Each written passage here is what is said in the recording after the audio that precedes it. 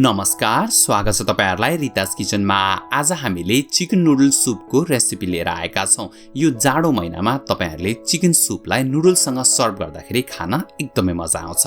आजको यो भिडियोमा म तपाईहरुलाई स्क्रैचबाट चिकन स्टक बनाउन अनि त्यो चिकन स्टकलाई प्रयोग गरेर सुप बनाउन सिकाउने छु। भिडियो एकदमै ध्यान दिएर हेर्नु होला र मन पर्यो भने लाइक र शेयर पनि गरिदिनु होला। आउनुस् फटाफट सुरु गरौँ आजको यो रेसिपी। आजको रेसिपी बनाउनलाई हामीले 800 ग्राम चिकन थाइज प्रयोग गरेका छौं। तपाईहरुले chicken thighs, chicken legs, chicken wings अथवा चिकनको ढाड पनि प्रयोग गर्न सक्नुहुन्छ। तपाईहरुले मासु किन्दा देख्नु भएको होला चिकनको ढाडमा एकदम बढी हड्डी हुन्छ र त्यस्तो हड्डी भएको मासुलाई चाहिँ तपाईले स्टक बनाउन प्रयोग गर्न सक्नुहुन्छ।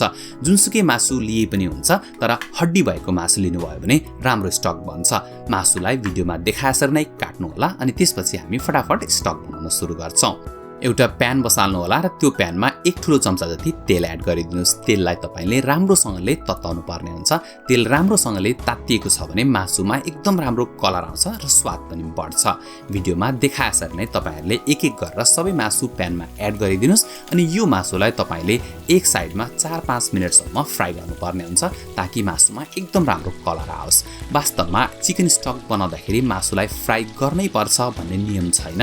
तपाईहरुले काच्चै मासुलाई चाहिँ पानीमा उमालेर पनि चिकन स्टक बनाउन सक्नुहुन्छ। तर यसरी फ्राई गरेको मासु एड गरेर बनाएको चिकन स्टकमा एकदम ग्रिल्ड फ्लेभर हुन्छ र खान पनि एकदमै मजा आउँछ। तपाईहरुले भिडियोमा देख्न सक्नुहुन्छ हामीले यो मासुलाई दुवै साइडमा फ्राई गरेर तयार पारिसकेका छौं। अब हामीले यो मासुलाई एउटा फराकिलो खालको ठूलो भाँडोमा राखेर अनि यसमा पानी एड गरेर बोइल गर्नुपर्ने हुन्छ। तपाईले घरमा भएको अलिक फराकिलो खालको एउटा भाँडो लिनु होला अनि त्यो भाँडोमा सबै फ्राई गरेको चिकन एड गरिदिनुस्। तपाईहरुले 1 किलो चिकन बराबर लगभग 5 लिटरसम्म पानी प्रयोग गर्न सक्नुहुन्छ। तपाईले भाँडोमा अट्ने जति पानी राख्नु होला अनि त्यसको साथसाथै हामीले यसमा थोरै भेजिटेबल्सहरु पनि एड गर्छौं। हामीले यहाँ गाजर प्रयोग गरेका छौं। गाजरलाई भिडियोमा देखाएसर नै तपाईहरुले साना साना टुक्रामा काट्नु होला अनि त्यसपछि तपाईले स्टकमा एड गरिदिन सक्नुहुन्छ। गाजरले एकदम राम्रो फ्लेभर दिन्छ। तपाईहरुले गाजरको साथसाथै अन्य भेजिटेबल्सहरु पनि प्रयोग गर्न सक्नुहुन्छ। हामीले चाहिँ यहाँनिर एउटा प्याज पनि प्रयोग गरेका छौं। प्याजलाई पनि भिडियोमा देखाएसर नै तपाईहरुले रफली चप गर्नु होला अनि त्यसपछि स्टकमै एड गरिदिनुस्। यो स्टकमा हामीले थोरै धनियाको डाँठ पनि प्रयोग गरेका छौं। धनियाको डाँठले एकदमै राम्रो स्वाद दिन्छ। साथसाथै यदि तपाईहरुसँग घरमा केही उब्रेको भेजिटेबल्सहरु छन् भने त्यो पनि यसमा एड गर्न सक्नुहुन्छ। वास्तवमा स्टक बनाउँदाखेरि एकदम फ्रेश र ताजा भेजिटेबल्स प्रयोग गर्नुपर्छ भन्ने छैन। तपाईले सुकेको भेजिटेबल्सहरु अथवा प्याजको बोक्रा, गाजरको बोक्राहरु पनि प्रयोग गर्न सक्नुहुन्छ। अब यो स्टकलाई हामीले केही घण्टा उमाल्नु पर्ने हुन्छ। यानी कि तपाईले कम्तीमा पनि 1 घण्टा अनि तपाईसँग समय छ भने 4-5 घण्टा, 10-12 घण्टा पनि यसलाई उमाल्न सकिन्छ। यो स्टकलाई हामीले यसरी उम्लिनलाई साइडमा राखिदिएका छौं र यो स्टक उम्लिदै गर्दाखेरि फटाफट हामी सुपमा प्रयोग गर्ने केही भेजिटेबल्सहरु काटेर तयार पार्छौं। हामीले यहाँ एउटा क्याप्सिकम लिएका छौं। क्याप्सिकमलाई भिडियोमा देखाएसर नै तपाईहरुले लाम्चो काटेर तयार पार्नु होला। त्यसैगरी हामीले थोरै च्याउ प्रयोग गरेका छौं। बजारमा थुप्रै प्रकारका च्याउ पाइन्छन्। तपाईहरुसँग जुन उपलब्ध छ त्यही प्रयोग गर्न सक्नुहुन्छ अथवा तपाईहरुलाई च्याउ मन पर्दैन भने च्याउ नहालिकन अन्य मनपर्ने भेजिटेबल्सहरु राखेर पनि यसलाई तयार पार्न सकिन्छ।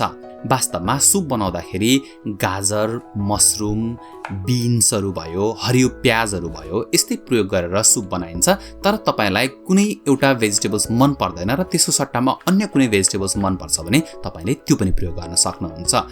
यो सुपमा प्याज चाहिँ एकदमै इम्पोर्टेन्ट हुन्छ। प्याजलाई तपाईले सकेसम्म मसिनो गरी काट्नु होला ताकि यो चाहिँ सुपमा मिसियोस्। त्यसो गर्दाखेरि सुपको स्वाद एकदमै बढ्छ।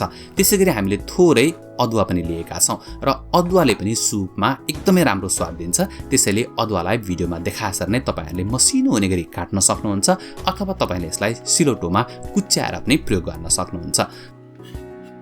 त्यसैगरी हामीले 4-5 वटा लसुन पनि प्रयोग गरेका छौं र लसुनलाई पनि तपाईले भिडियोमा देखाएसर नै मसिनो गरी काट्न सक्नुहुन्छ अथवा तपाईले यसलाई सिलौटोमा कुच्याएर अनि प्रयोग गर्न सक्नुहुन्छ।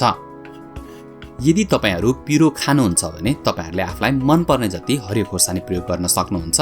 मैले चाहिँ यो रेसिपीमा 4 वटा हरियो खोर्सानी प्रयोग गरेको छु। तपाईहरुलाई पिरो मन पर्दैन भने नहाली पनि बनाउन सकिन्छ। त्यसैगरी मैले यहाँ एउटा लेमन ग्रास पनि प्रयोग गरेको छु। लेमन ग्रास भनेको थाइल्यान्ड तिरबाट आउने एक खालको झार हो। यो विदेशतिर सजिलै पाइन्छ, तर यदि तपाईहरु नेपालमा बस्नुहुन्छ र पाउनु भएन भने प्रयोग नगरिकन पनि बनाउन सकिन्छ।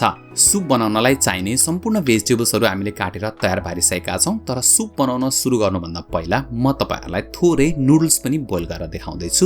मैले एउटा फराकिलो खालको कराई लिएको छु र यो कराईमा थोरै तेल र नुन पनि एड गरिदिएको छु। पानी राम्रोसँगले उम्लिन थालिसकेपछि अनि तपाईहरुले यसमा नुडल्स एड गरिदिनु होला।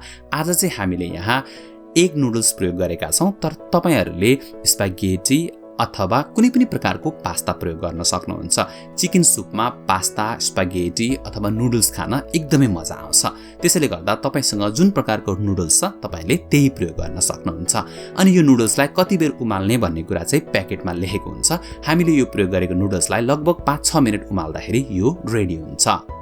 तपाईहरुले चेक गर्नु होला रेडी भइसकेपछि अनि यसलाई चिसो पानीले पखालेर साइडमा राख्नु होला।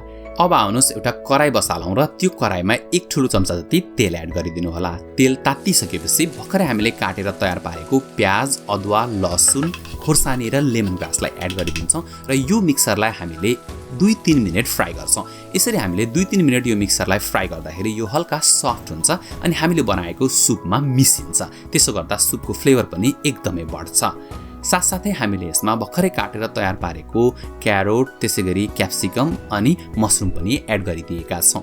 यी सबै भेजिटेबल्सहरु तपाईले राखिसकेपछि यसलाई अर्को 2-3 मिनेट फ्राई गर्नु होला। त्यसो गर्दाखेरि यो भेजिटेबल्सहरु हल्का सफ्ट हुन्छ, तर स्टिल क्रन्ची चाहिँ हुनुपर्छ, नत्र सुप खान त्यति मजा आउँदैन।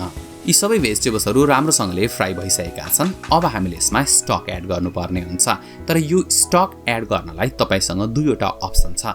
या त तपाईहरुले यो स्टकलाई राम्रोसँगले छान्नु होला अनि त्यसपछि पानी मात्रै सुपमा प्रयोग गर्न सक्नुहुन्छ, अथवा तपाईहरुले भिडियोमा देखाएसरी नै यसमा भएको प्याजको बोक्रा अनि धनियाको डाँठहरु निकालेर फालिदिनु होला अनि त्यसपछि अरु भेजिटेबल्स र चिकनहरु सुपमा राखेर अनि प्रयोग गर्न सक्नुहुन्छ।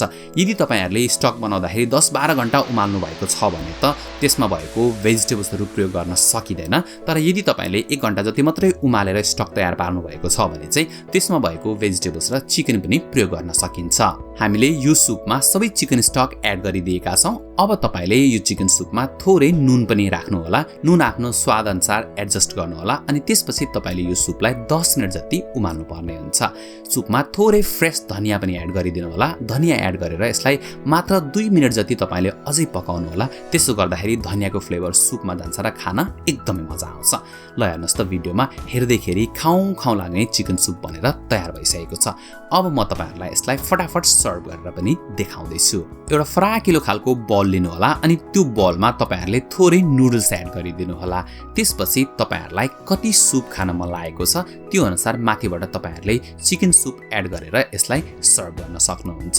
तर यदि तपाईहरुलाई नुडल्स अथवा पास्ताहरु मन पर्दैन भने तपाईहरुले यो सुपलाई चाहिँ पास्ता र नुडल्स बिनै पनि सर्भ गर्न सक्नुहुन्छ र जाडो महिनामा चिकन सुप खान एकदमै मजा आउँछ। चिकन सुपले तपाईहरुलाई रुगा खोकी लाग्नबाट पनि बचाउँछ।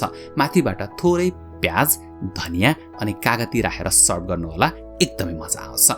आजको यो रेसिपी तपाईहरुलाई कस्तो लाग्यो मन पर्यो हैन त? त्यसो भए लाइक गरिदिनु होला, कमेन्ट गरिदिनु होला अनि साथसाथै हाम्रो च्यानललाई सब्स्क्राइब गरेर हामीलाई सपोर्ट पनि गरिदिनु होला। हाम्रो च्यानलमा थुप्रै नयाँ भिडियोहरु छन्। तपाईहरुले यहाँ माथि दिएको थम्बनेलमा क्लिक गरेर भिडियोहरु हेर्न सक्नुहुन्छ। हामी अर्को भिडियो लिएर फेरि आउने छौं। आजलाई धेरै धेरै धन्यवाद।